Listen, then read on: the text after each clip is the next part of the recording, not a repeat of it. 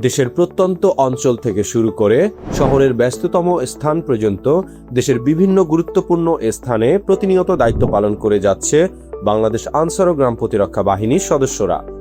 দেশের শান্তি ও আইন শৃঙ্খলা বজায় রাখতে এ বাহিনীর সদস্যরা অগ্রণী ভূমিকা পালন করে।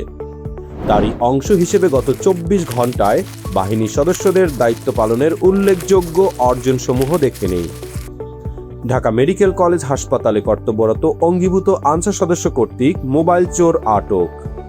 চট্টগ্রাম শাহ আমানত আন্তর্জাতিক বিমানবন্দরে কর্তব্যরত অঙ্গীভূত আনসার সদস্য কর্তৃক হারিয়ে যাওয়া শিশু উদ্ধার করে পরিবারের নিকট হস্তান্তর। মেহেরপুর জেলায় এক্সিকিউটিভ ম্যাজিস্ট্রেটের অধীনে আনসার ব্যাটালিয়ন সদস্যদের অংশগ্রহণে পরিচালিত মোবাইল কোর্ট অভিযানে অবৈধভাবে তেল মজুত করায় ২টি মামলার ভিত্তিতে ৪,০০০ টাকা জরিমানা করা হয়।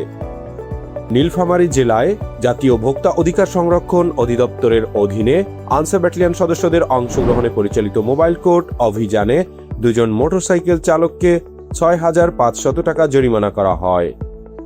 নারায়ণগঞ্জ জেলার কাঁচপুর ব্রিজ এলাকা হতে অঙ্গীভূত আনসার সদস্য কর্তৃক ছিনতাইকারী আটক করে পুলিশের নিকট হস্তান্তর করা হয়। নড়াইল জেলায় এক্সিকিউটিভ ম্যাজিস্ট্রেটের অধীনে আনসার ব্যাটালিয়ন সদস্যদের অংশগ্রহণে পরিচালিত মোবাইল কোর্ট অভিযানে ২,০০০ টাকা জরিমানা করা হয়।